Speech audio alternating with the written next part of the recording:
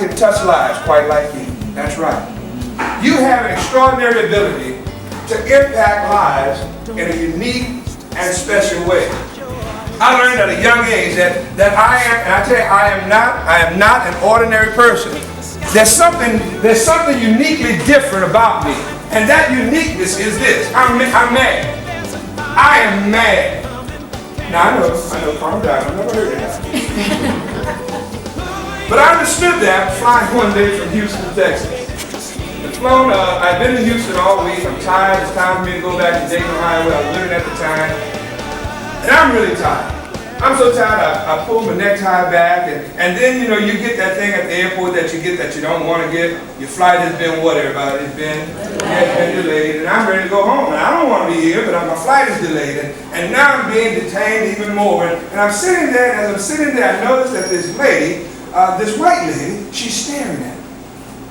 Now, you don't have to look at the person to know you're being stared at. You can kind of feel it. You know what I'm talking about, don't you? I felt this woman staring at me, so I just couldn't take it anymore. And so I said, ma'am, Brennan, is there a problem? She said, no, there's no problem. I said, well, why are you staring at me? She said, because you look like you're mad. And all of a sudden, I was about to get mad. I was about to explode. Who is this woman to tell me that? And I said, what do you mean? And she said, you look like you make a difference. Now that day, I was tired, I was frustrated, I was ready to go home. But that woman recognized in me a person who was able to make a difference. And that day, something began to turn in my mind. I don't care how tired I am, I don't care how frustrated I am, I don't care how bad or how good a day is gone. Every day in some way, I have the ability to touch lives. And I believe you have that ability too. I believe folk in hospital work have to have that ability. Because you meet people at the worst times of their lives.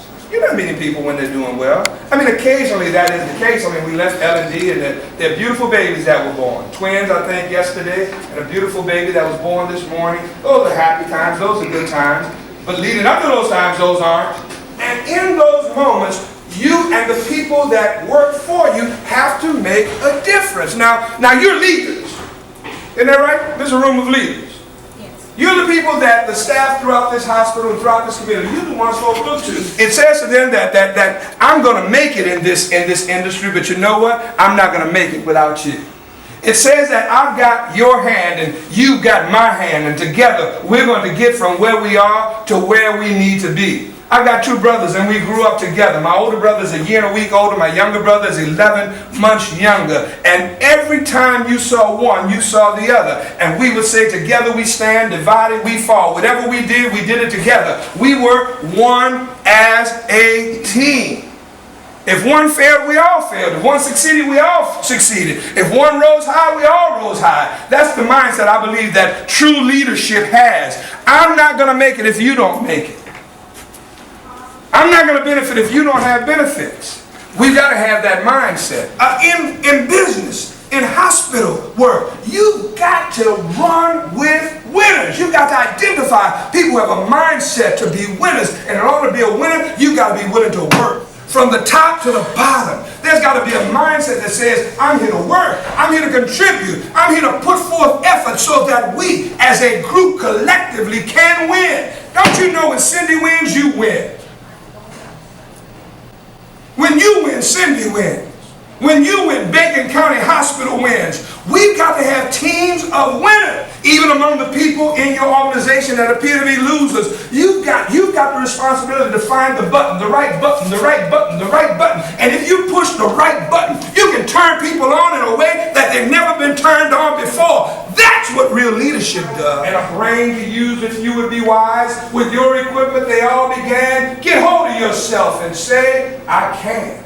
Look them over, the wise and the great. They all take their food from a common plate. With similar knives and forks they use, with similar laces they tie their shoes. The world considers them brave and smart. They were just like you, when they made their start. Hey, you can try and become the skill. You can be great if you only will. You are the handicap you must face. You're the one who must choose your place. You must say where you want to go. How much of the truth you will study to know. God has equipped all of you for life, but he lets you decide what you want to be. Courage must come from the person within. You must furnish the will to win. So figure it out for yourselves, my lads. You were born with all that the great have had.